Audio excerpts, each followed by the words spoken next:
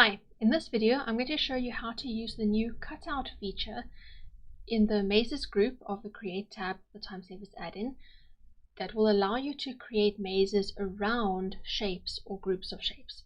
The way you do it is you start off in the normal way. You just go over here, you select your maze shape that you want to start with. In this case I'm just going to use a square or a rectangle, and I'm going to just move that and move that.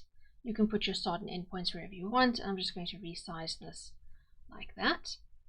And then you can go and add the shapes that you want to be cut out. Before you do that, select this option over here. And then any shape that you add with that option selected will be inserted in yellow like this. So if I insert one like this and I resize it like that, then you place it wherever you want it to be on top of your black maze shape. And then once you've done that, you just go and click on Create Maze with the settings that you want to be. So you make sure you've chosen all the settings you want. And you click on Create Maze, and it will automatically create your maze around the shape that you had there. Okay, so if I go and undo that, I'm going to also show you that you can do it with more than one shape. So if I want to do this with multiple shapes, if I want to do it around a word or around a number that has more than one digit or anything like that, you can just insert all the things that you want to. So if I want to do it around the word yes, for instance, I can go over here and I can find the Y, and I can go and insert an E, and I can go and insert an S. And then you can just go and resize them and position them how you want them.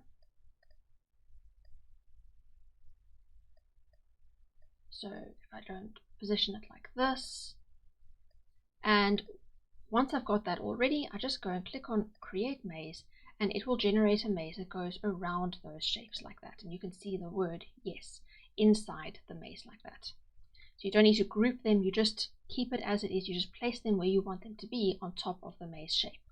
You can also do this using your own custom shapes if you want to. So if you have a shape that you create using the freeform, it has to be a freeform shape. So I'm going to go and use the freeform tool over here, this one, and I create whatever shape I want to. So it looks something like that.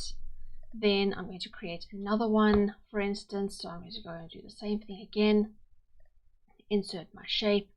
And you can do this if you want to put in your own custom shape, and then you don't have it as, and you just have a picture version. You can trace around the picture to do this as well, to use a picture to help you to get a shape like this.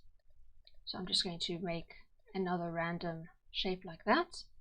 And then once you've created the shapes that you want to, or once you have the custom shapes that you want, you can just go and select each one separately. I'm going to go back to the Create tab, back to the Maze group, and now I click on this and I go down and say Use Shape for Cutout, and it will change that into a yellow shape like that. And I do the same thing with the other one. They have to be selected separately. I can't select them at the same time and do it.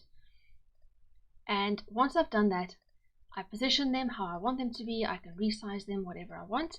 And then once I've done that, I can just go and click on Create Maze, and it will create the maze around those shapes. Just like that. And that's how you use the new Cutout feature to create mazes that go around shapes. I hope that's been helpful, and I hope that you have a fantastic day. Thank you. Goodbye.